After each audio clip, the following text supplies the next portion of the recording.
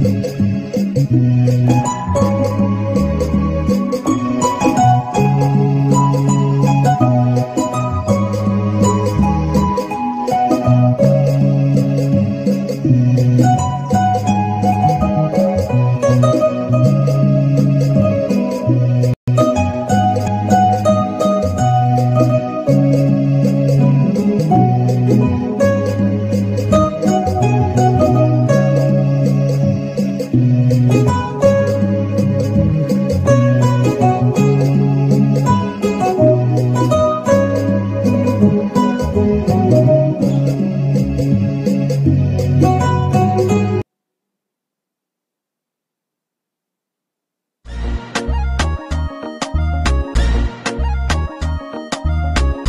bisimila hôtel Lafia la niko hôtel Lafia wulikajɔw bolodalen do walasa aw bɛ se ka lafiya sɔrɔ cogo min na ani hakilisigi aw ka séjour la anw fɛ Mopti yan kɛrɛnkɛrɛnnenya la Mopti Sevare ka kɛ ni kurantigɛtigɛ ye min ye hôtel Lafia Sevare ale ye wulikajɔw boloda ka se ka min ye awa fɛɛrɛ kɛrɛnkɛrɛnnen dɔw ta walasa aw bɛ se ka lafiya sɔrɔ cogo min na aw ka séjour la hôtel kɔnɔna na n'o ye ka panneau solaire installé min ye kurantigɛtigɛ o degun aw kana o ye séjour la l'hôtel yɛrɛ kɔnɔna na réservation ka kɛ kabi sisan min b'a to aw bɛ se k'aw ka séjour kɛ k'a sɔrɔ tɔɔrɔ tɛ aw kan degun tɛ aw kan hôtel Lafia. Hôtel Lafia ale filɛ nin Sevare bangetaba yanni ka se aéroport sirafara ma station laban i kiniboloya fan fɛ i bi jigi o carré fɛ mètre 200 bɔɲango hôtel Lafia ale cokolen bɛ i kiniboloya fan fɛ i bɛ se ka weleli kɛ nɛgɛjuru siraw fɛ 21 42 14 11 76 01 01 98 66 78 72 04 hôtel Lafia référence do.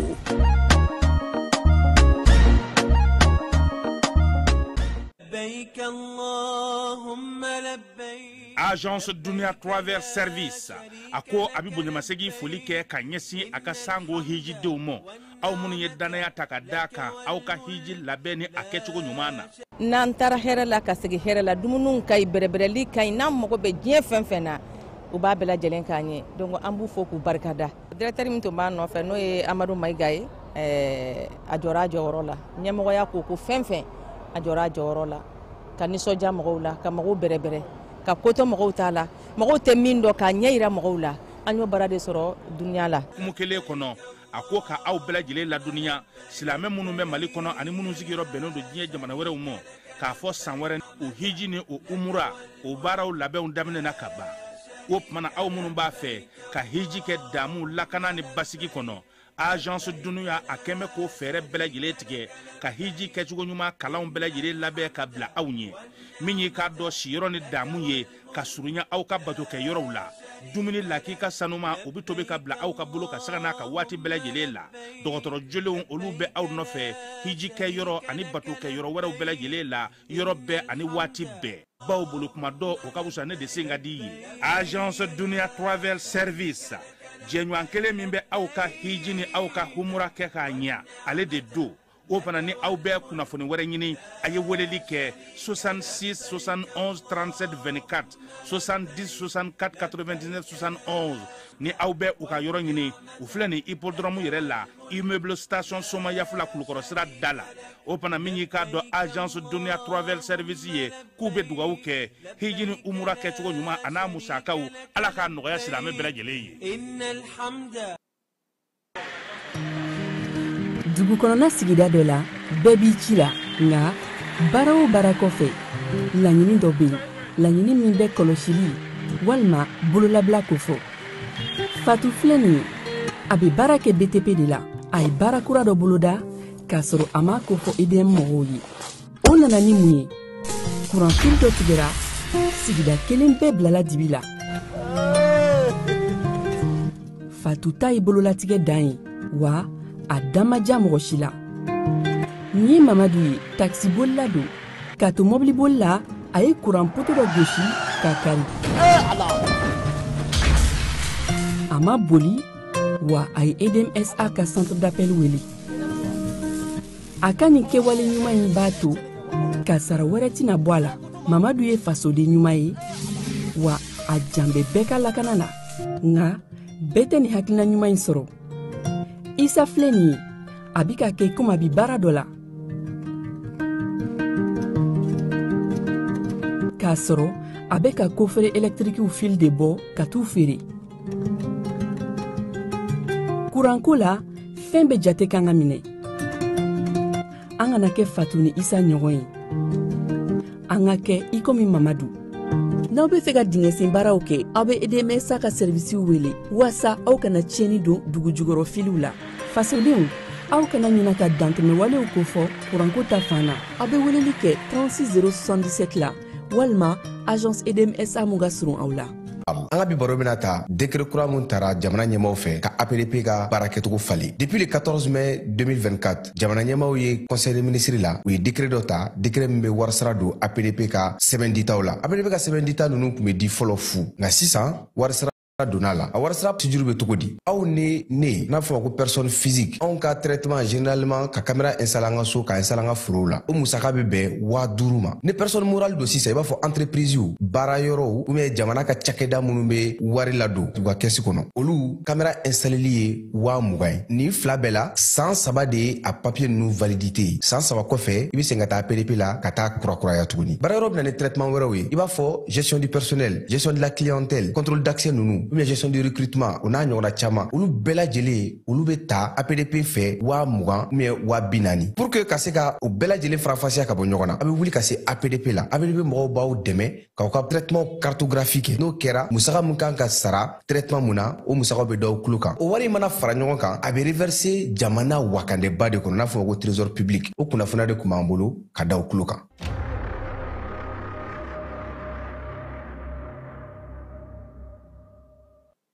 Dugutigi ni wari dafara e passé daka ka sira di ne ma Sunkalo e kunkolo ate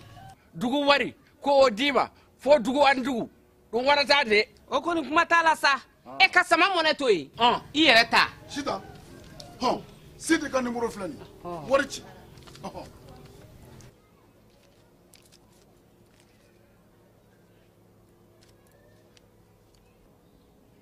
wari sera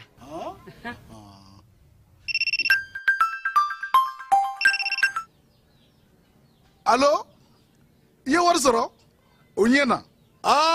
tiɲɛ yɛrɛ la ko ni sama bɛ maa min ɲɛ ko n komi t'i gosi ngonga sama mɔnɛ i yɛrɛ ta a sɔngɔ ka nɔgɔn ni Mali wari ci sira bɛɛ ye dépôt ye fu ye wari bɛ ci fu ni application ye wa bɔsara ye musaka fitinin ye sama mɔnɛ ji ni kuran bɛ sara n'a ye crédit bɛ ta n'a ye sanni feere bɛ kɛ n'a ye sama mɔnɛ nin y'anw maliyɛnw ta ye a y'a si filɛ ka nkalon bɔnda bɛɛ lajɛlen ma aw minnu b'a fɛ ka voyager k'a sɔrɔ a ma degun sɔrɔ a ka voyage kɔnɔna na compagnie de transport Somatra u y'a kanu ka na ni kari kura caman ye kari minnu dilanna norme kɔnɔna na aw ka lafiya kama a suspension wo a climatisation a siège wo n'i ye kari jɔlen ye foyi tɛ jigin i kɔnɔ i bɛ se ka don a kɔnɔna na cogo min na Somatra e ka kari Somatra ne ka kari Somatra anw ka kari o hukumu kɔnɔna na kari ninnu bɛ sira ta don ko don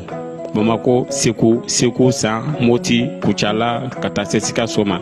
Keɲeba Kita o ma ɲina Yoro di Sahel maaw kɔ ka taa se Kolokani Jijeni fo ka taa se Bɛnma ma Somatra fiɲɛ foroko Somatra ka wuli hɛrɛ la ka se hɛrɛ la ayiwa client aw bɛ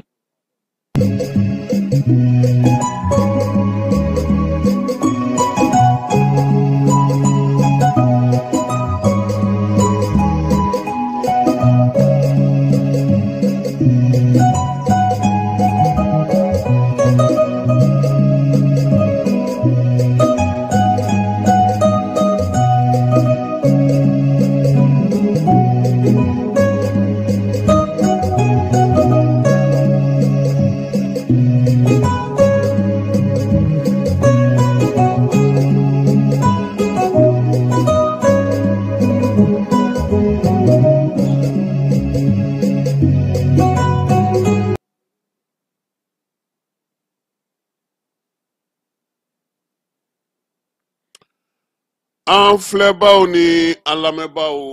k'aw bɛɛ lajɛlen fo k'aw bɛɛ lajɛlen waleɲuman dɔn bi ye alamisa ye utukalo tile 21 san 2025 an ka kuma la kumabaw o bɛna na taa farabugukaw fɛ yen farabugu duguden caman kɔni u sigiyɔrɔ bila nin waati na k'a sababuya kɛ ntɛnɛndon bingali min taara kɛ farabugu kɔnɔna na farabugukaw kɔni ye welewelemada bila ka na an ma an ye dɔw kumakan sɔrɔ an bɛna olu di aw ma min ye wolomasiri tabaw ye u ye balakacun dɔ bali kaselakaw olu fɛ yen Mali ale ni Allemagne jamana bɛ k'u bolo di ɲɔgɔn ma min ye wolomasiri tabaw ka gun kan baara min kɛra o kɔnɔna na an n'aw da tulo kan kiiri tigilamaw ka se ka kiiri ɲɛfɔ ka kiiri fɛn bɛɛ lajɛlen sigi sen kelen kan kiiri tigɛlaw yɛrɛ ka se ka ɲɔgɔn faamu ka baaraw kɔnɔna na o jɛrɛ belebele bɛna sigi sen kan kunungo conseil de ministre kɛnɛ kan min ye ministre Mahmoud Kasoge ale ye kibaruya di jamana ɲɛmaaw ma jɛ kɛra ni a ye seko ni dɔnko o hukumu kɔnɔna na sa an b'a yira sa k'a fɔ min ye Burkina premier ministre ale b'an fɛ yan ale taara ɲɛda musée ale ni conservatoire kan ministre Mahmoud Dafe ale fana ye dɔnkɛla minnu b'an ka jamana kɔnɔ olu jɛra ka jɛkulu kɛrɛnkɛrɛnnen sigi k'o fana maaw bisimila Mali ale maabaw ale Mali danbe lakɔlɔsibaw olu fana ka jɛkulu kan ka sigi sen kan Mahmoud Dafe ni ninnu bɛɛ lajɛlen kumana Biennale Famara ale bɛna a da don o la jaa minnu sɔrɔla kɛnɛ kan ka se ka olu yira an na nka an b'a yira sa k'a fɔ min ye Burkinakaw ka fanga ɲɛmaa ye ale nana kun min yɛrɛ n'an fɛ yan sa brigade min sigilen don an ka jamana kɔnɔna na ni an ka marabolo bɛɛ lajɛlen bɛ o la sa 16 olu ka san yɛlɛma san filanan o de baaraw kun kɛra kunungo CICB kɔnɔna na nin ye an ka kuma la kumababaw ye sɔɔni sisan an bɛna minnu walawala Keba Jalo ale bɛ yan ka se ka bila bɔlɔlɔ sanfɛ a bɛ se k'a ye cogo min na k'aw to fan bɛɛ lajɛlen fɛ an ka radio partenaires an b'olu fo k'u waleɲuman dɔn maa minnu fana sɔgɔlen nana Mali kɔnɔ Mali kɔ ka diɲɛ fan 14 k'aw bɛɛ lajɛlen aw ni ɲankuma.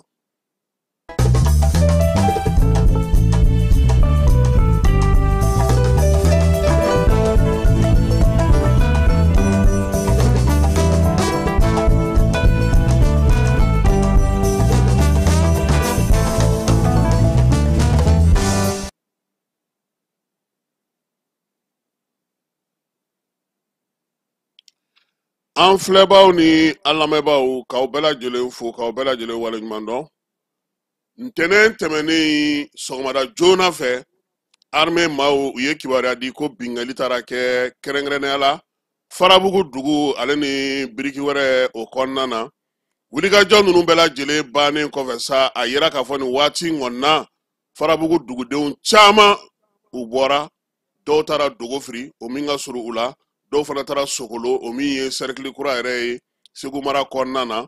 maa caman bɛ yen u y'a yira k'a fɔ ko degun kɔni u y'o sɔrɔ farabugu dugu kɔnɔna yɛrɛ la bi maa min tora a sigiyɔrɔ la o ka dɔgɔ kosɛbɛ ka kɛ ni an ye kibaruya minnu sɔrɔ ka bɔ farabugukaw fɛ surɔ ale ni bi sɔgɔmada in na an b'a yira bɛɛ lajɛlen sa k'a fɔ min ye dugudenw ye olu yɛrɛ kɔni caman y'a yira sa k'a fɔ nin waati in na min ye baara kɛcogo yɛrɛ kama ani ka se k'u yɛrɛ nilakana u ye yɔrɔ kɔni bila nin waati na ka dugu yɛrɛ kɔni k'a to yen fɔlɔ min ye baaraw bɛ ka kɛ cogo min na bingali min kɛra ntɛnɛn tɛmɛnen an ka jɛ an ye min sɔrɔ farabugukaw yɛrɛ bolo u ka o dantigɛ an ye.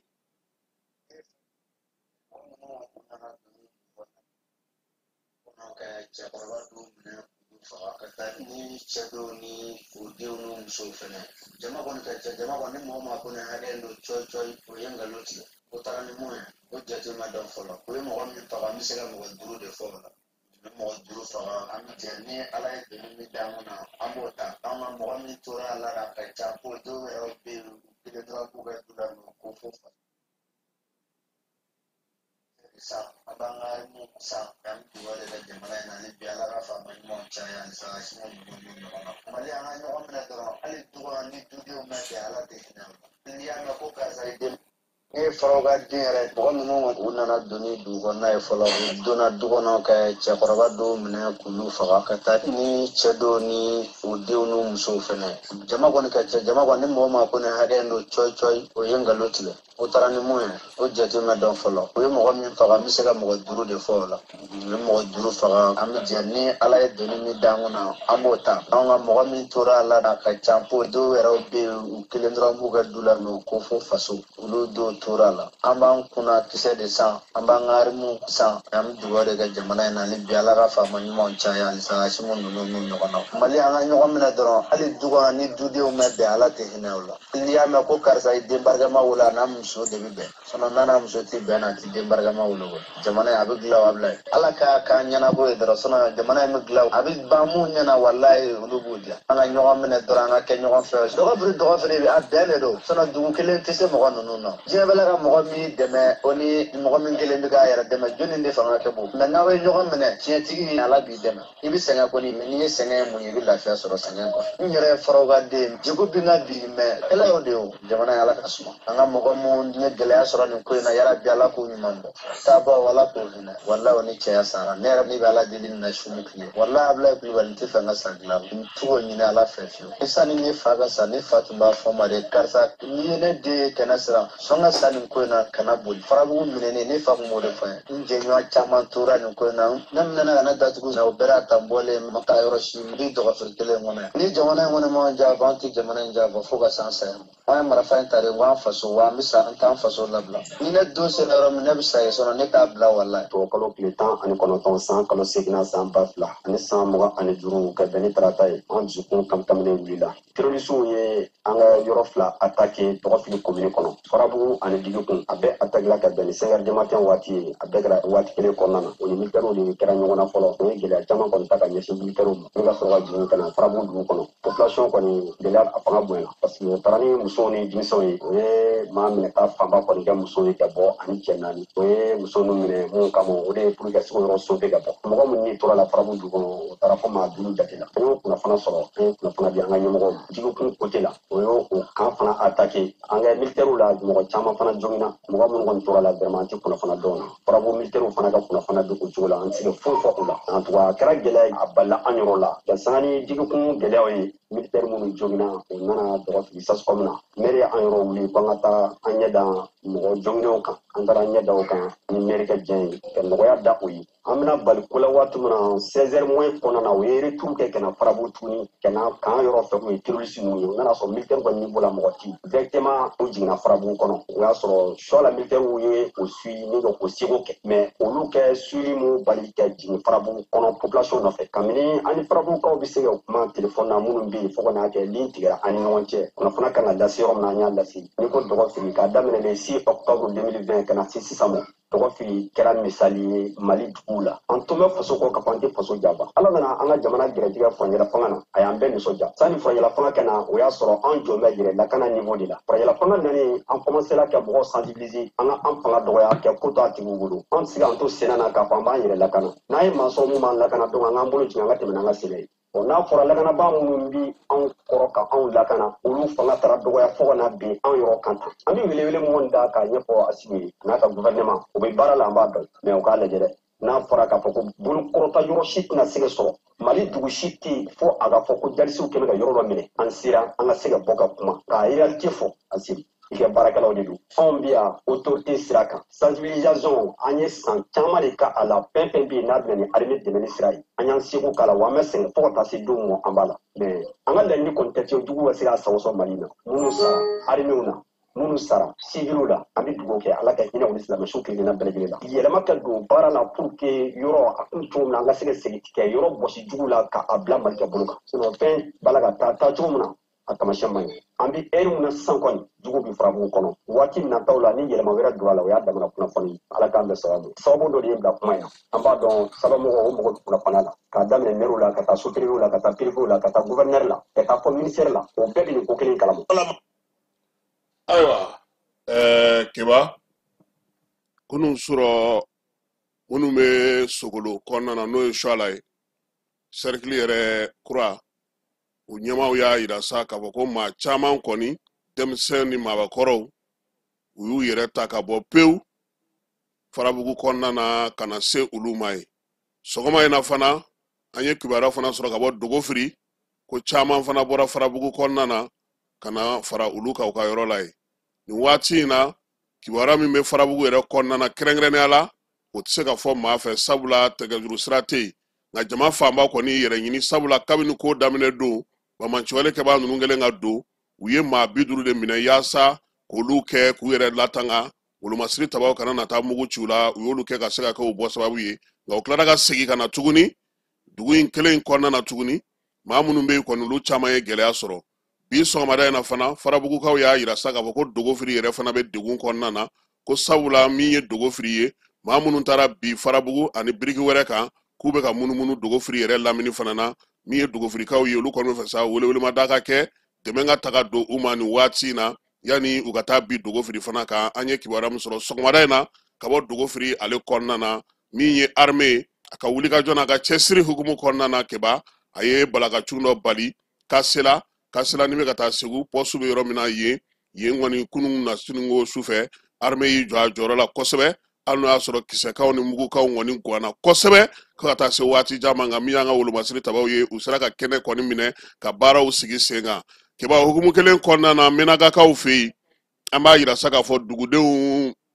olu ye kibaruya di an ma k'a yira sa k'a fɔ ko dugudenw kɔni dɔw u y'olu bɔnna u ni na menagakaw fɛ yen maa minnu kun don sa u kɔni kun minɛnen don bamancɛ n'u ka wale kɛbaw fɛ a mɛnna maaw la sa maa min yɛrɛ bɛ yen n'o dɔnnen don kosɛbɛ bi menaka kɔnɔna na o ye Sidi Barika ye ni ale ye u ka dugudenw ka tɔn ɲɛmaa ye n'o ye société civile ɲɛmaa ye menaka yɛrɛ kɔnɔna na u y'a yira sa k'a fɔ kɔni ale nana ta dugu yɛrɛ de kɔnɔna na waati damadɔ la kibaruya in min ye maa caman y'a la sa ma nka min ye k'a daŋɛnɛmaya bɛɛ lajɛlen ye Musa Aga Shiratuman ni ale MSA secrétaire général ye ale y'a bila a ka bɔlɔlɔ sira fana fɛ k'a yira k'a fɔ sa ko min ye maa kofɔlen ye n'o ye société civile ɲɛmaa ye Sidi Barika k'u kɔni ye a bɔnɛ a nin na ani maa wɛrɛw maa minnu kɔni tora nin ko in na sa dugudenw kɔni bɛ ka seli kɛ u ye ka dugawudon kɛ u ye min ye fure ninnu ye ala ka se ka u dayɔrɔ a sumaya cogo min na kɛba halisa an bɛ to armée ka gun nka Mali ni Allemagne ka bolodi ɲɔgɔnma hukumu kɔnɔna na sa Allemagne jamana maa minnu bɛ kunnafoni di ni kibaruya di kɛ armée kɔnɔna na n'a bɛ fɔ o ma ko DCA maaw olu ni Allemagne jɛkulu maa dɔw bɛ an fɛ yan nin taamana nin waati in na kɛba olu kɛlen don ka sa baro sigi sen kan kɛrɛnkɛrɛnnenya la sa min ye wolomasiri tabaw yɛrɛ ka kunnafoni di yɔrɔ n'u ka subahana mansinw ko bɛɛ lajɛlen bɛ ɲɛnabɔ maa min fɛ n'o ye général de brigade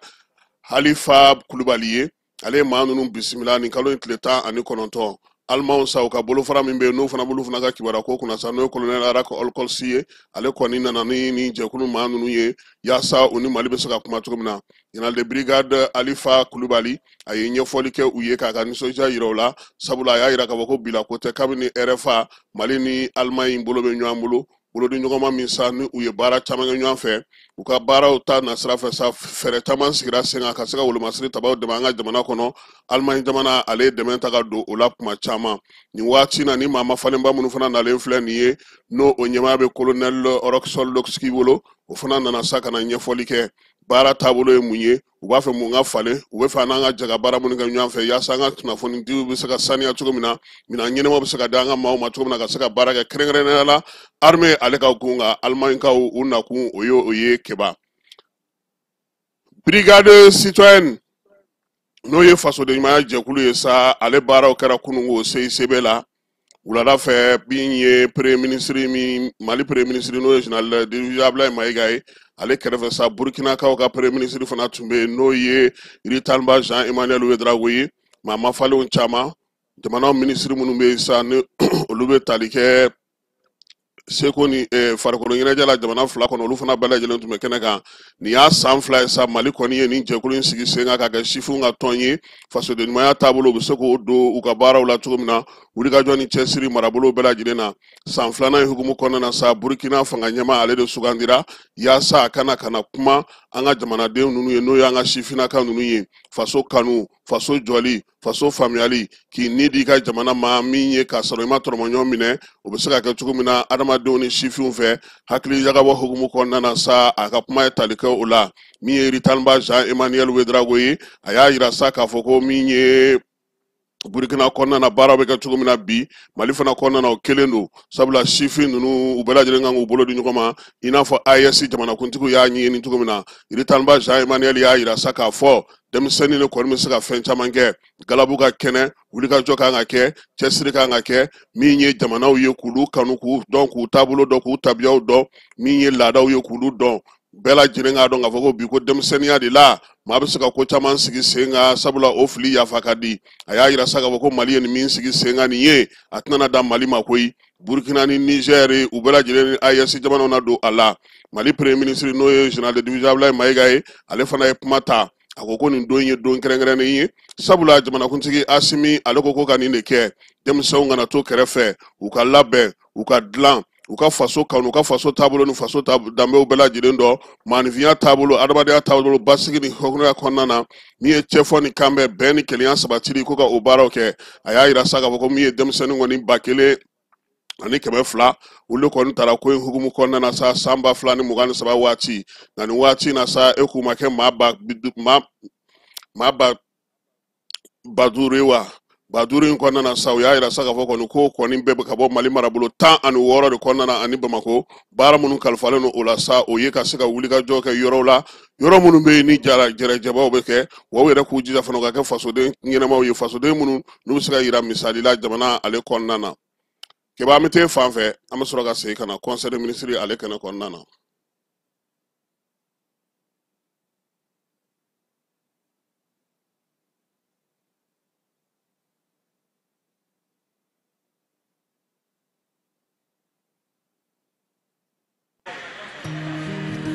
dugu kɔnɔna sigida dɔ la bɛɛ b'i ci la nka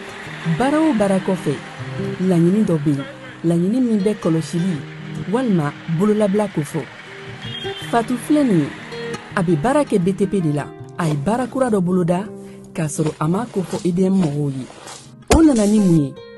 kuranfili dɔ tigɛra sigida kelen bɛɛ bilala dibi la Fatu ta ye bololatigɛ dan ye wa a damaja mɔgɔ si la nin ye Mamadu ye taxibolila don k'a to mɔbilibolila a ye kuran poto dɔ gosi k'a kari a ma boli wa a ye EDMSA ka centre d'appel wele a ka nin kɛwale ɲuman in b'a to ka sara wɛrɛ tɛna bɔ a la Mamadu ye fasoden ɲuman ye wa a jan bɛ bɛɛ ka lakana na nka bɛɛ tɛ nin hakilina ɲuman in sɔrɔ Isa filɛ nin ye a bi ka kɛ komi a bi baara dɔ la k'a sɔrɔ a bɛ ka kofere électrique fil de bɔ ka t'u feere kuranko la fɛn bɛ jate kan ka minɛ an kana kɛ Fatu ni Isa ɲɔgɔn ye an ka kɛ i komi Mamadu n'aw bɛ fɛ ka dingɛsen baaraw kɛ aw bɛ EDMSA ka servisiw wele walasa aw kana tiɲɛni don dugu jukɔrɔ filiw la fasodenw aw kana ɲina ka dantɛmɛwalew kofɔ kuranko ta fan na aw bɛ weleli kɛ 36077 la walima agence EDMSA mun ka surun aw la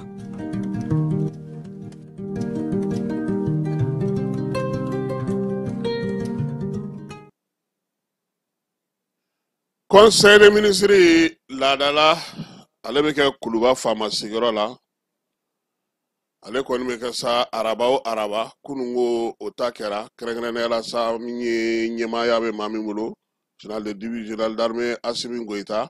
premier ministre ale ni ministre tɔw bɛɛ lajɛlen tun bɛ jɛrɛ ale kɛnɛ kan baara in senfɛ sa min ye ɲɛbila sariya sɛbɛn dɔw ye u y'o kɔni ta ka jɔyɔrɔ di maa dɔw ma ministre ka baara kɛlenw n'u ka baara bolodalen u y'u da don o fana na ka o fana kumaw bɛɛ lajɛlen ɲɛfɔ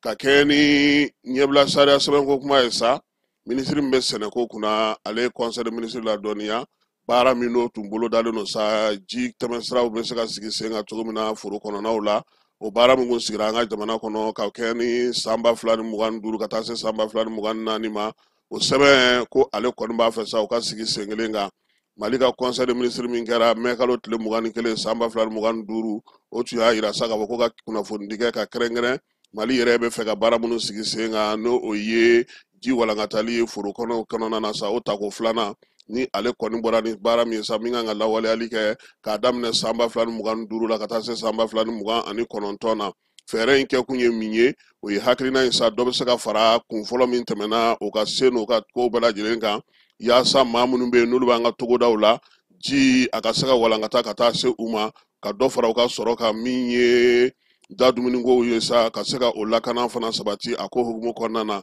min ye ɲɛbila sariya sɛbɛn min filɛ nin ye ale kɔni bɛna falen don ko la yaasa tako filanan in sinsinni ni baara min kan ka k'o kɔnɔna na o ka se ka dɔ fara o kan yaasa maaw mago bɛ ji minnu na olu ka se ka sɔrɔ an ka sɛnɛkɛnɛw bɛɛ lajɛlen kɔnɔna na conseil des ministres a ye jɔyɔrɔ di maa dɔw ma kɛrɛnkɛrɛnnenya la premier ministre ale ka baarakɛyɔrɔ la contrôleur général min sigilen don jamana yɛrɛ ka baarakɛdaw kunna o ɲɛmaa dankan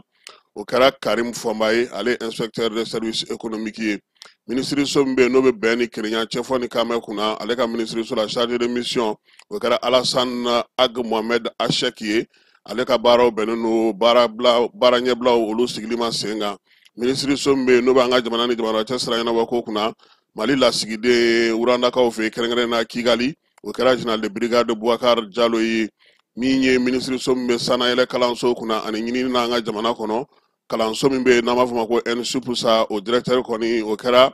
Beredogo Kone ale ye karamɔgɔ ye wa ɲininikɛla fana don ministre so min bɛ ji ni kuranko kunna sa ale ye directeur général dɔ sigi sen kan min ye Tawusa bɛ se ka dilan cogo min na o ɲɛmaaba o kɛra sa Isaac Goyita ye ale ye ingénieur de l'industrie des mines ye ministre so min bɛ sɛnɛko kunna an ka jamana kɔnɔ ale ye secrétaire général kura ta o ye Garantigi Tarawele ye ingénieur agriculture do ale bɛ génie rural o hukumu kɔnɔna na ministre so min bɛ sa n'o sigilen do sigida saniya ani yiriwali kuntalajan kunna ale ye conseil technique ta o ye Siri Jalo ye ale ye ingénieur informaticien ye ministre so min sigilen do diinɛ ni bato ani an ka kokɔrɔ matarafali kama sa ale fana ye chef de cabinet kura ta o ye Cheikh Oumar Traoré ye o ye administrateur civil ye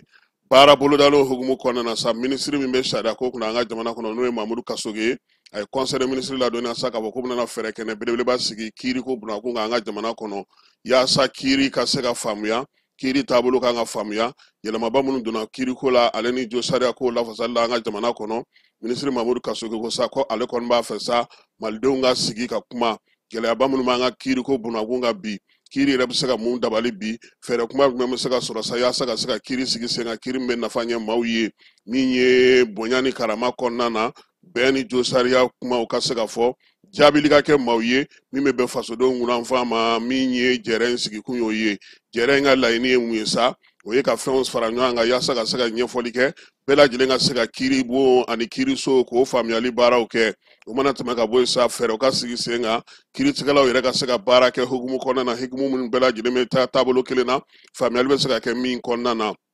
a kɛ kun ye mun ye fana maliden fɛn fɛn bɛ yen sa n'o ni maa minnu bɛ baara kɛ kiiriko yɛrɛ kɔnɔna na olu k'a dɔn k'a fɔ ko kiiri yɛrɛ sigikun ye min ye kiiri kan ka baara kɛ cogo di jɛlenya ni tilennenya la ka se fana ka se ka fɛɛrɛ sigi sen kan kiiri yɛrɛ bɛ se ka faamu cogo di kɛrɛnkɛrɛnnenya la an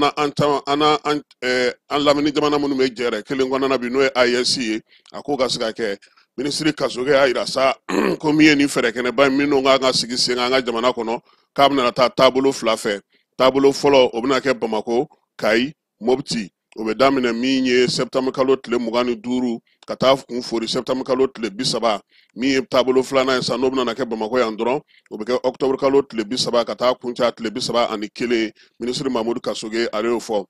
sanayɛlɛ kalanso ministre ale ni ɲinini ale fana ye conseil de ministre ladɔnniya sa k'a fɔ ko bɛna fɛɛrɛ kɛrɛnkɛrɛnnen sigi sen kan jɛkuluba min bɛna sigi sen kan ekɔlisow tɔgɔ la kɛrɛnkɛrɛnnenya la anw ani kamɛsi jamanaw olu bɛna u ka ɲɛbila baara dɔ kɛ jamana in kɔnɔna na n'o ye Mali ye u kan ka fɛɛrɛ min sigi sen kan k'a daminɛ san 2024 ka taa se san 2028 ma kamɛsi yɛrɛ ka miirinaba minnu bɛ yan n'a bɛ fɛ ka baaraba minnu sigi sen kan ɲininiko ta na sira fɛ sa ko u bɛna o baaraw nun donni kɛ yan atelier belebeleba o senfɛ o hukumu kɔnɔna na sa kamɛsi y'a jira sa k'a fɔ ko Bamako kɔni sugandira janvier kalo tile 19 ka taa bila tile 23 la san 2026 u bɛna baara in kɛ yan a kɛ kun ye min ye sa fɛɛrɛ ni dabali minnu bɛna sigi ani sɛgɛsɛgɛli ni ɲinini minnu bɛna kɛ Bamako sugandira min na sabula min ye Mali ye bi a jɔyɔrɔ ka bon kosɛbɛ min ye ɲinini ko ta nasira la farafinna jamanaw kɔnɔna na ale ni kamɛsi jamanaw bɛɛ lajɛlen kɔnɔna na ministre min bɛ malidenw minnu sigilen don kɔ kan sa ko k'ale tun bɛ taama na laginɛkaw fɛ yen min ye Guinée k'a daminɛ utu kalo tile 12 la ka taa bila tile 15 la Musa Ag Atayari a ko k'ale tun bɛ taama na Laginɛ maliden minnu bɛ yen sa olu tɔgɔ la ale ni maa minnu taara fana sa u kɔni ye jɛɛrɛ caman kɛ u ni maa caman kumana fo ka taa se Guinée yɛrɛ ɲɛmaaw bɛɛ la jamana n'o ye Laginɛ Conakry ye maa minnu bɛ yen fana n'olu bɛ baara kɛ jamanaw dancɛw la Mali ni Laginɛ ka taa se lakanako ta nasiraw ma sa ko u y'o bɛɛ lajɛlen kɛ baara ninnu bɛɛ lajɛlen kun cɛnnen sa u y'u tɛgɛnɔ bila sɛbɛnna ɲɔgɔn fɛ Mali ni Laginɛ tɛgɛnɔbila in o kɛra utukalo tile 14 min ye fɛɛrɛ kɛrɛnkɛrɛnnen o sigira o kɛnɛ kan yaasa Mali ni Laginɛ u ka se ka sɔn nɔgɔya kɛ sa tani ka segi ko la ale ni donmafɛn ko olu ko hukumu kɔnɔ ani transitu ɲan faamuya ni sɔnɔgɔya fana ka se ka kɛ min ye Bamako Konakiri o siraba ka sa kuma tɛ maa minnu bɛ donibaw ta ani maa minnu bɛ tani ka segiw kɛ fɛɛrɛ ka sigi sen kan u ka jɛ ka baara kɛ min ye Ninjuga wale ni Bamanan wale minnu bɛ sigi sen kan jamana fila ni ɲɔgɔn cɛ ka jɛ ka o kɛlɛ baaraw kɛ ɲɔgɔn fɛ u y'a yira fana sa k'a fɔ min y'u ka dɔnlakaw ye olu fana k'u bolo di ɲɔgɔn ma ka jɛ ka baaraw kɛ fɛɛrɛ kɛrɛnkɛrɛnnen ka sigi sen kan bɛnkan na sa min bɛna n'a to maa minnu kɔni bɛ taa ni ka segin ninnu kɔnɔna na kuma bɛɛ fɛɛrɛ ka se ka sɔrɔ olu la jamana fila ninnu ni ɲɔgɔn cɛ u y'a yira sa k'a fɔ fana u bɛna jɛrɛ kɛrɛnkɛrɛnnen sigi sen kan min bɛ se ka i da don nin ko ninnu bɛɛ lajɛlen na k'a lajɛ a baaraw ka se ka kɛ cogo min na ka ɲɛ jɛkulu fila in bɛɛ lajɛlen u kɔni taara min ye Guinée Conakry premier ministre fɛ yen ale y'u bisimila Guinée ministre fana b'u ka jamana ni jamana cɛ sira ɲɛnabɔ kunna o fana y'u bisimila maliden minnu fana bɛ yen sa ministre ni olu ye baabu kɛ ka ɲɛfɔli k'u ye jamana taabolo la jamana bɛ ko baara minnu na bi kɛrɛnkɛrɛnnenya la min ye musaka ko ye ka se ka o sigi sen kan o hukumu kɔnɔna na sa maliden minnu bɛ Guinée u y'u bolo bila u jufa la ka wari di ko k'o kɛ ka min ye wolomasiri ta olu dɛmɛ ministre min bɛ kɛnɛya ko kunna ale conseil de ministre ladɔnniya k'a yira sa k'a fɔ ko bana min b'an fɛ n'o ye dengue ye ko dɔ farala hakɛ kan ka tɛmɛ dɔgɔkun tɛmɛnen kan o la sa jamanakuntigi ko bɛɛ lajɛlen k'i hakili to yɛrɛ la tangalanw an k'olu matarafa sabula min ye bana kunbɛn o ka fisa ni bana furakɛ ye min ye jamanakuntigi ye sa ko bɛɛ lajɛlen ka tangalaw k'i talan ye Bamako utu kalo tile 20 secrétaire général du gouvernement Brahma Coulibaly chevalier de l'ordre national.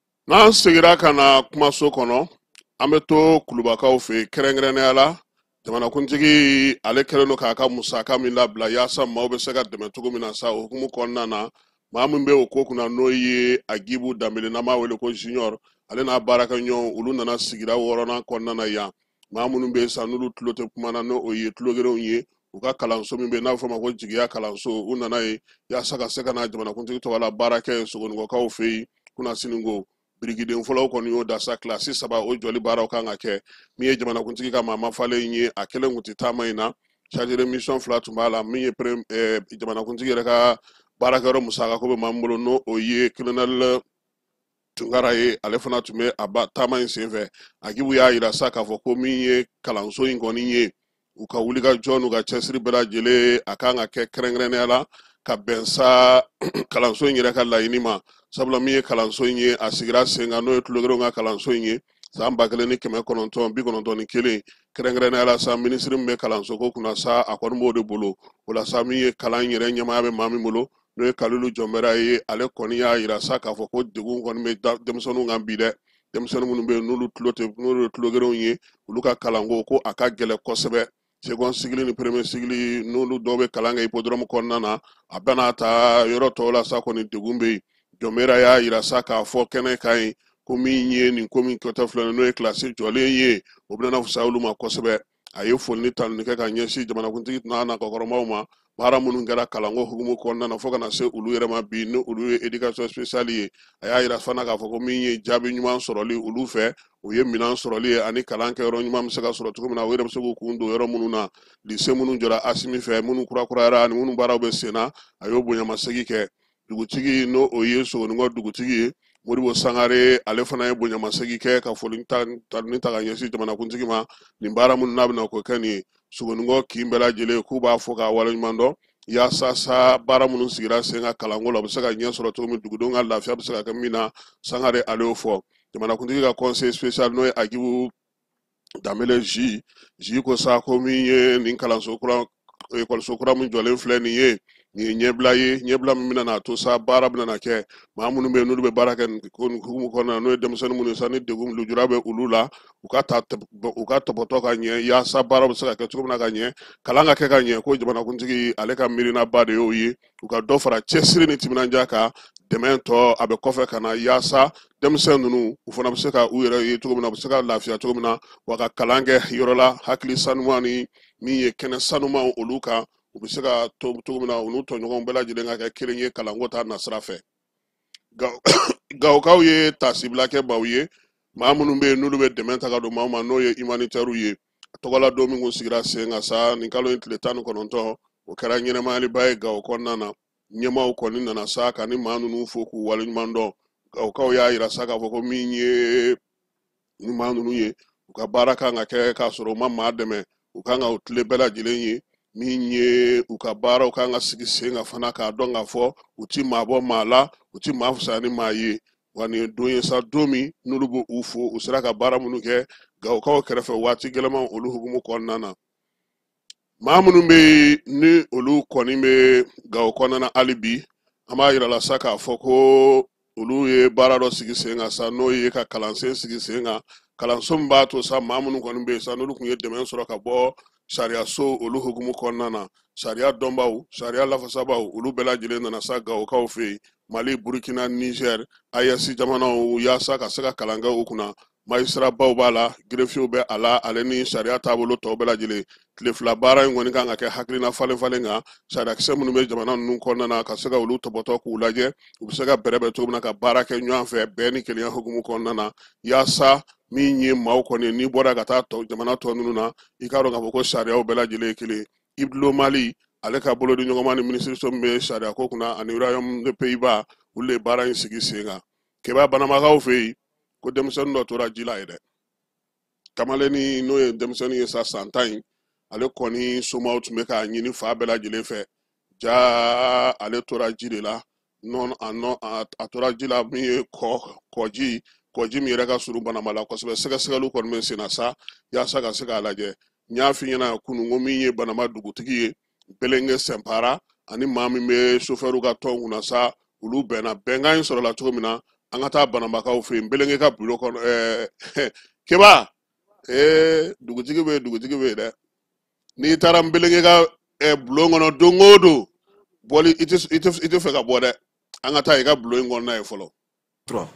أعوذ بالله من الشيطان الرجيم بسم الله الرحمن الرحيم اللهم صل على محمد وعلى آل محمد وسلم أنت لنا هرلا على شو هرلا على دم ما لفوا على بركة دا على كهم بقولوا الحمد لله نيتو درمان تراكورة على بي بنا مسيرك اللي مولي بركلو فنا كلفا نيموا كلفا نمابي هم كنا an ka dugutigi ɲuman ka laɲini kɔnɔna na ka kɔn biɲɛ waati jan a ka cɛsiri a n'a ka bonya n'a ka hinɛ ka se dugudenw ma a kun ye laɲini dɔ k'an ye an bɛ se ka hinɛ kɛ banamana lamini dugudenw ye cogo min na mobili transport ko la waati la gɛlɛyaw ninnu tun b'a kɔnɔ nka an y'an miiri ale yɛrɛ bɛ ka hinɛ min ɲini ka se dugudenw ma o hukumu kɔnɔna na ala y'a latigɛ bi an moribarakɛlaw ka bɛn kɔnɔna na an wulila ka s'a ma k'a fɔ a ye laɲini min kɛ an bɛnna ka bi ni ala sɔnna ma ka banama bɔ a n'a lamini ka bɔ 600 la ka na 500 la bi ni dugutigi ka laɲini a n'a ka hinɛ ka se dugudenw ma donc ka bɛɛ lajɛlen fo ka dugutigi ka dugawu k'a ye ka dugawu ɲini a fɛ ala k'a mɛn dugu kunna ala ka hinɛ se dugu ma ka tɔɔrɔ wuli ka bɔ dugu kunna a ka laɲini kɔnɔ sallallahu alaihi wasallam. Alhamdulillah rabbil alamin. Alhamdulillah rabbil alamin. Alhamdulillah rabbil alamin. Sani ka ɲɛma Tarakɔrɛ i tɛgɛ duman. I tɛgɛ duman. Nin ye kuranjaba ye bi. Nin ye hɛrɛ ye anw ka jamana kan bi. Sani ka aw sera k'o ŋaniya ɲuman ta anw ka laɲini kɔnɔna na k'a fɔ ne ye laɲini de kɛ aw fɛ dugu tɔgɔ la aw sera ka ne tulo ma diɲɛ ka bonya kɛ ne ye Tarakɔrɛ ne tɛ foyi fɔ foli kɔ ala k'o sara Tarakɔrɛ ala k'o sara i b'a fɔ i ka sani ka ɲɛmaaw ni ka transporteur n'a chauffeur n'a prani n'a fɛn ko n ka foli bɛ bɛɛ lajɛlen Banaba dugu tɔgɔ la Tarakɔrɛ nin ye koba ye bi dɛ Banaba ye hinɛ sɔrɔ bi hali ala ka hinɛ da Tarakɔrɛ hali sini kɛnɛ laban ɲɔgɔn bɛ masa Aramani fɛ ala k'a dan n'aw ma na i y'aw dugutigi bonya a y'a yɛrɛ de bonya ni maa min ye ka ɲɛmaa bonya e ye ɲɛmaa ta e y'a sigi ɲɛmaa yɛrɛ a ye laɲini k'e fɛ e y'a to a taara o ye bonyaba ye dɛ a kana k'i ɲɛna k'i ye dugutigi bonya a y'a yɛrɛ de bonya nka ni ala sɔnna ala bɛ maa ci diɲɛ na min bɛ fɛn ka aw ye hɛrɛ la min ka girin nin bɛɛ ma ani ce ani baraji i ka n ka foli fɔ a ka balimaw ye iya bi be dimi sai mina ya rabbi mala dele shini kana alaka dani ma lena sawi man chama be masar man fe tra ko alaka dani ma alaka ni ki shi to ma sawi man chama alaka dani ma ajaranya abuya na ma dugu be na abuya fana so aka to bala sallallahu alaihi wasallam.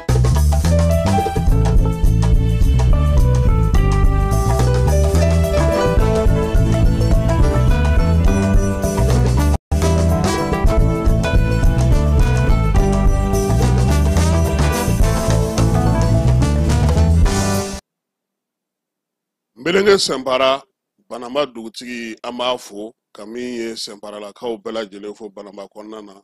akilla ka fo ni wati na bela jele solo no ana dugu wolonvla konna ko bela jele fo ka borogaw fo ka madina sako kaw fo mi ye sira horala kaw ani nyamina kaw ko lu bela jele fo ko wala nyumando kulukoro marabolo konnana ansongo kaw fe Médecins Sans Frontières ale bara muninga samba flani mugani nani samba flani mugani duru o kimelu kera ma ba woro keme wolowula bi woro ni segi usara ka dɛmɛ ta ka doma wuli ka jɔ kɛra 124 ni nani ye min ye furakɛli ko ta na sira fɛ ale ni opereli ko ta na sira fɛ o bɛɛ lajɛlen kɛra fu falaki an sɔngo marabolo kɔnɔna na ni dɔgɔtɔrɔ ninnu sa u ka wuli ka jɔ u y'a yira sa k'a fɔ ko u sera ka baara minnu kɛ u y'o danganamaya bɛɛ lajɛlen ni kalo in tile 19 jɛrɛ senfɛ jɛrɛ min sa ka kɛ hakili jagabɔ ye ONG ni baɲumankɛtɔn minnu bɛ an sɔngo olu minnu bɛ baara kɛ ɲɔgɔn fɛ jɛrɛ in senfɛ fana sa min ye an sɔngo yɛrɛ dɔgɔtɔrɔso maaw ye olu y'a sɛbɛntiya k'a fɔ ko olu bɛ ka baara kɛ ɲɔgɔn fɛ bi musaka min donna ni wulikajɔ ninnu bɛɛ lajɛlen la sa Médecins Sans Frontières fɛ miliyari 1 miliyɔn 30 ani kɔ o de donna a la n'an bɔra yen an bɛ taa kɔ kan kɛrɛnkɛrɛnnenya la an bɛ taa Nizɛrikaw fɛ yen Niger irisi kun ka lasigiden tɛ yen irisi a ye lasigiden kura kɔni sigi Niger kɔnɔna na k'a sɛbɛn bɔ kununko kalo tile 20 maa min bɛ sa n'o ka décret senna ni décret yɛrɛ ye 574 ye Vladimir Poutine fɛ sa o ye Victor Voropayev ye Voropayev ale de kɔni bɛna bila nin waati na sa Igor Gronigo nɔ na Igor Gronigo sabula ale de ba anw fɛ yan Keba irisiw ka lasigidenya min tun b'a bolo yan o lasigidenya kelen de fana tun bɛ a bolo Nizɛrikaw fɛ yen ni koko tun bɛ kɛ Niger u ka lasigidenso tɔgɔ la min ye Igor Gronigo ye ale de tun b'o ɲɛnabɔ nin waati na sa Niger ta kɔni sugandilen de filɛ nin ye sabula min ye irisilakaw ye u ka lasigiden kun tɛ yen maa min kofɔlen filɛ nin sa kɔni a bɛna sigiyɔrɔ sɔrɔ Nizɛrikaw fɛ yen so ale ni minɛnw olu bɛɛ lajɛlen bɛna d'a ma a kɛ kun ye sa ka Niger ale ni irisi ka bolo di ɲɔgɔn ma k'a sinsin ka dɔ fara a kan yaasa Moscou ale ni Ɲame baaraw ka se ka kɛ dɛrɛgɛtɛma ye k'a sɔrɔ u ma tɛmɛ sira wɛrɛ fɛ tuguni fɛɛrɛ kɛrɛnkɛrɛnnen ni baara kɛrɛnkɛrɛnnen minnu bɛ kan ka kɛ sa lakanako ta nasira fɛ bolodiɲɔgɔnko ta nasira fɛ ani sɔrɔko ta nasira fɛ ka kɛ ni AES jamanaw ka wulikajɔ n'u ka cɛsiri ye a bɛɛ lajɛlen na bɛndɛgɛmɔ ka don sira kelen kɔnɔna na ala ni nin lasigiden kura min n'o bɛna sigi min ye Nizɛrikaw fɛ an bɛ t'e fan fɛ an bɛ sɔrɔ ka na seko ani dɔnko kɛnɛ kan. Majikiti 2025 sera Mega Wulikija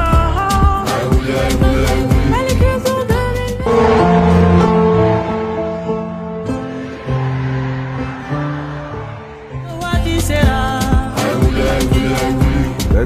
Mega Wulikija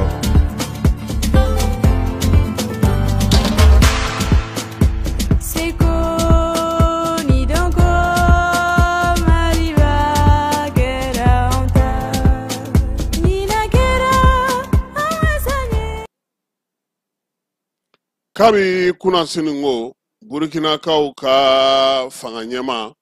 n'o ye Ritalba Jean-Emmanuel Ouédraogo ye ale bi taama la an fɛ Bamakɔ kɔnɔna na yan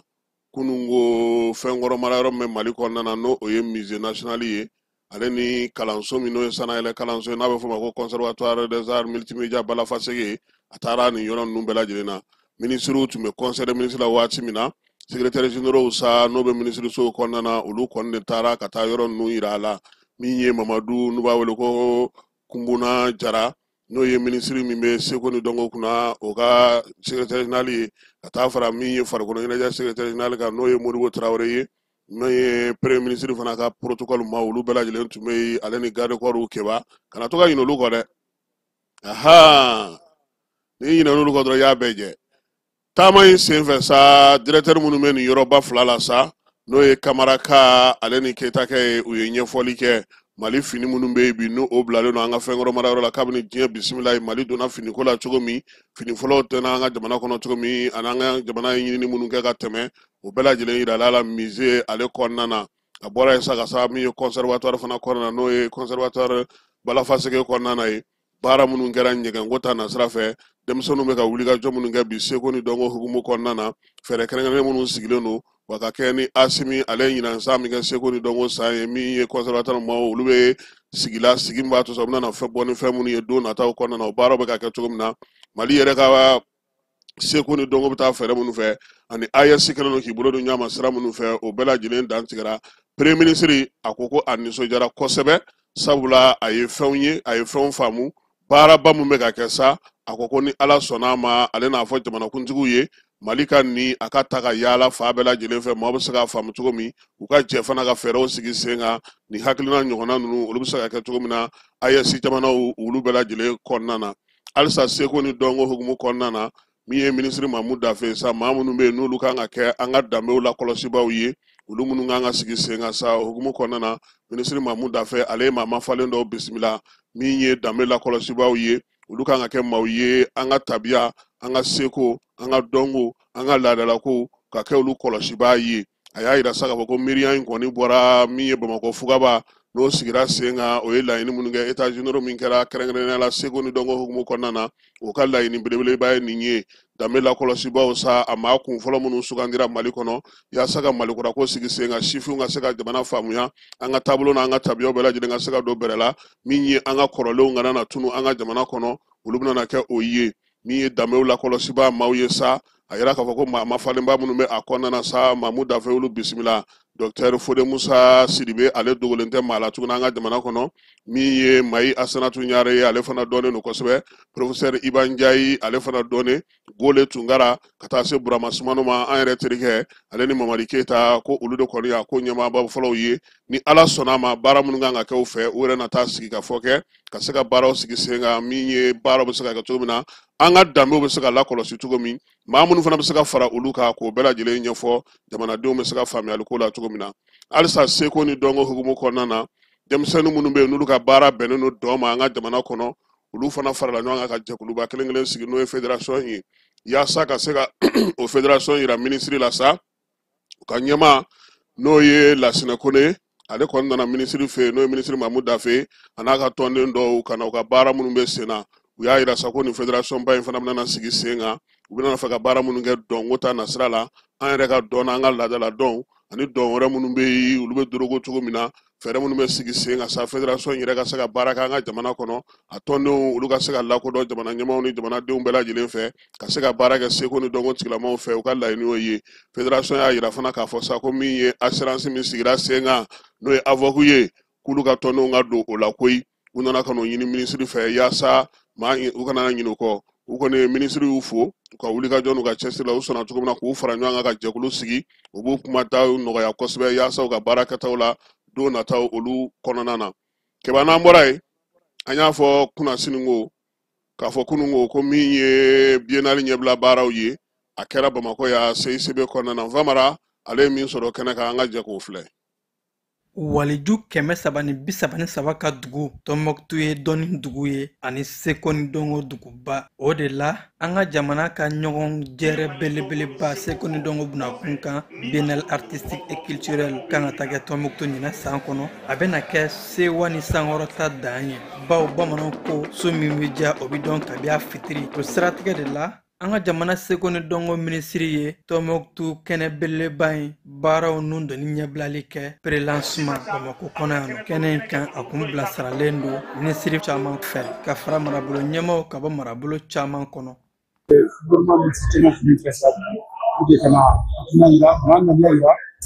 an ye Tɔnbɔkutu région invité wele an kana nin baara in kɛ ani Tɔnbɔkutu gouverneur ani Mali gouverneur bɛɛ an kana lajɛ kɛra niveau bɛ se ka kɛ cogo min na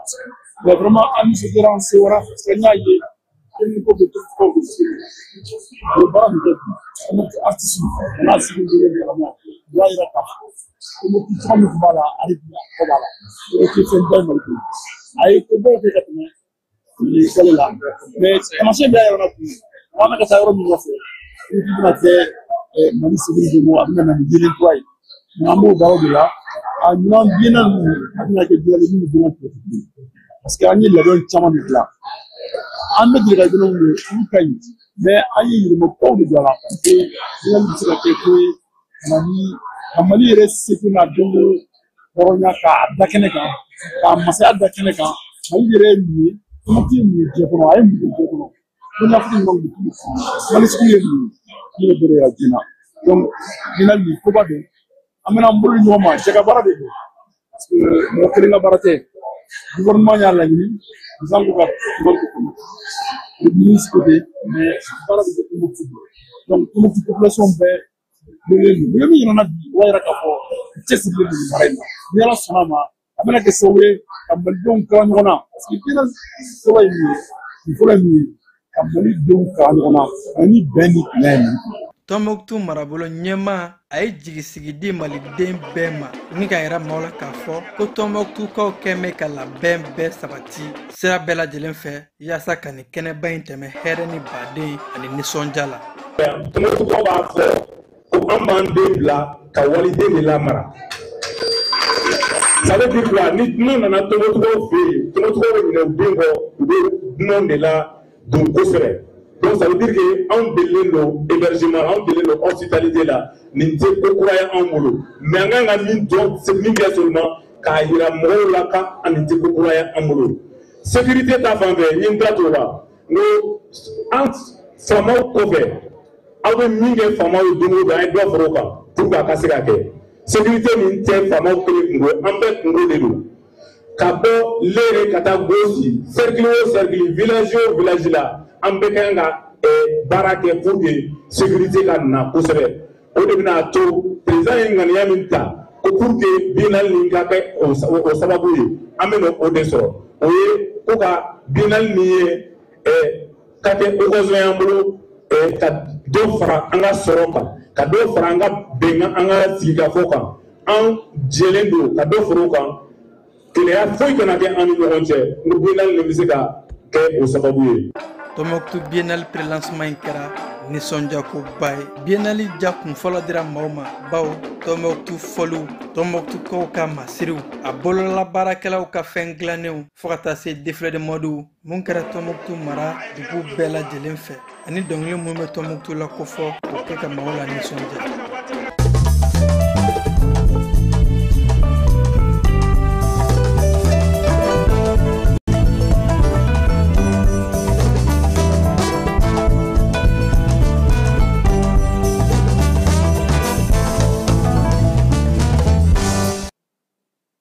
farikolo ɲɛnajɛ ko ta nasira fɛ kunungo cɛw ka baskɛti min bɛ ka kɛ angolakaw fɛ yen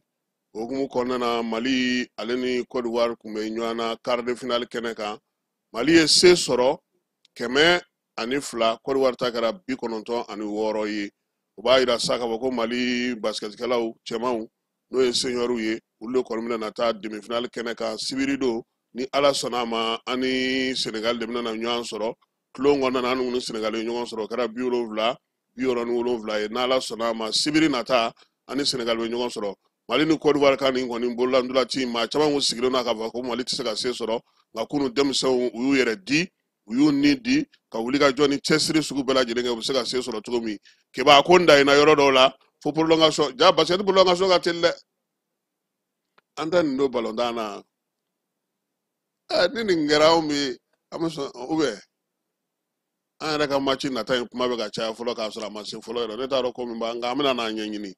Aigle ka match nata in a kuma bɛ ka caya dɔɔni an bɛna n'a ɲɛɲini k'a ɲɛdɔn min don munna an bɛna taa dolantan in kɛ Maroc pour que mɔgɔw ka se ka faamuyali k'a ko la kɛba denmisɛnninw n'o ye kadew ye olu nana kunu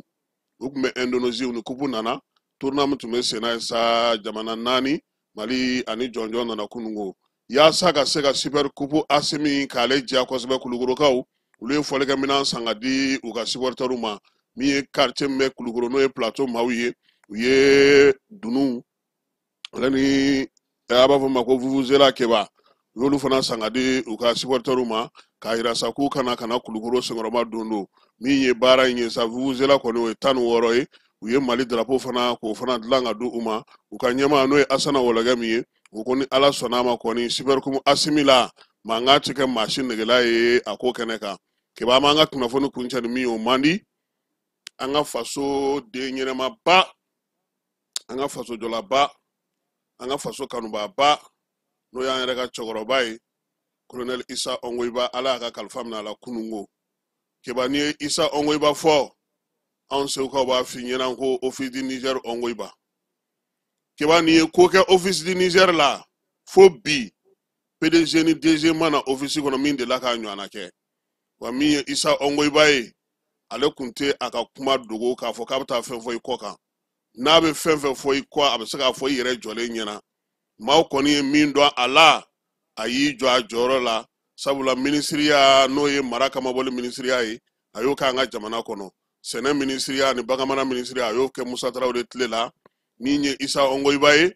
ancien combattant n'o ye maa minnu ye guerre kɛ olu u ka ɲɛmaa tun don fo ka na se a ka bana ma maa wɛrɛ bilara a nɔ na Isa Ongoiba Ala y'a ka kalifa minɛ a la k'a to sɛgɛnnafiɲɛbɔ la a ka so hippodrome ale kɔnɔna na an bɛ dugawu kɛ sa Ala k'an ka cɛkɔrɔba in dayɔrɔ sumaya janaja ye bi ni seli fana selila ye a yɛrɛ ka so hippodrome na an bɛ dugawu kɛ Isa Ongoiba ye Ala k'a dayɔrɔ sumaya an kɔ kiti min Ala k'o nɔgɔya an n'a bɛ taa jɛmi ma Ala k'o nɔgɔya dɔgɔnɔ Ala ka lahara sɔn suma i ye sɔgɔma in na ta bɛ jɔya kɛba ni Ala sɔnna a ma nɛgɛ kanɲɛ 21 an na ɲɔgɔn sɔrɔ yan fɛɛrɛ kura mun sigilen don moto taxi ko la moto taxi bɛ se ka nafa ɲɛ cogo min su in na an ka kamalen dɔ bɛ yen ale bɛ k'o baara kɛ n'o ye tali ye an n'ale bɛna ɲɔgɔn sɔrɔ u b'a fɛ ka mun sigi sen kan u b'a fɛ ka mun baara kɛ u b'a fɛ ka baara di denmisɛnninw ma cogo di moto taxi ko a ka don ba la ka se ka kɛ ka ɲɛ n'Ala sɔnna a ma su in na don n'an ko denmisɛnw tɛ baara kɛ ni minnu ye baara kɛ kɛba ka fɛnw sigi sen kan an ka kuma d'u ma fana kana ɲɛfɔli kɛ min b'u kun n'u kan cɛ nɛgɛ kanɲɛ 21 an na ɲɔgɔn sɔrɔ kɛnɛ kan i Jalo Ala ka tile hɛrɛ caya Elhaj Amadou Adital diinɛ kuntigiba de don ɲɔrɔ kɔnɔna na Tijaniya o bolofara min bɛ ɲɔnɔ olu ka kalifa de don a minɛna an bɛ dugawu kɛ ka fara silamɛ diinɛ mɔgɔ bɛɛ lajɛlen ka dugawu kan an miirina b'a a la a bɛ yɔrɔ yɔrɔ nin waati na an bɛ dugawu kɛ a ka se k'a yɛrɛ sɔrɔ min ye Cɔrɔnɔ Amadu Adital ye maa minnu ni a bɛ u bolo an b'a yirula k'a fɔ silamɛ don laadiri don baarakɛla don faso kanuna don miiriya ɲuman ka bɔ Mali silamɛ bɛɛ lajɛlen yɔrɔ ka ɲɛsin a ma yaasa a ka bilali bɛ se ka nɔgɔya cogo min na a ka segin ka na a ka denbaya kɔnɔna na ka na an bɛɛ lajɛlen sɔrɔ o ye an ka laɲini ye an bɛ dugawu kɛ ka fara silamɛ diinɛ bolofara bɛɛ lajɛlen ka dugawu ka fala ye bɛɛ bɛ seli la bɛɛ bɛ bato la zaviyaw kɔnɔna na misiriw kɔnɔna na tarikatigiw bɛɛ lajɛlen wulilen don k'u jɔ bi an b'an ta fara u ta kan min ye an ka nin cɛkɔrɔba ɲuman in ye min ye an ka nin kalifaba in ye min ye an ka nin mukadamba in ye a ɲuman bɛ se ka segin an ma cogo min na an b'o dugawu kɛ ka fara silamɛ ɲuman bɛɛ lajɛlen ka dugawu kan Ala k'an tulo don kibaru ɲuman na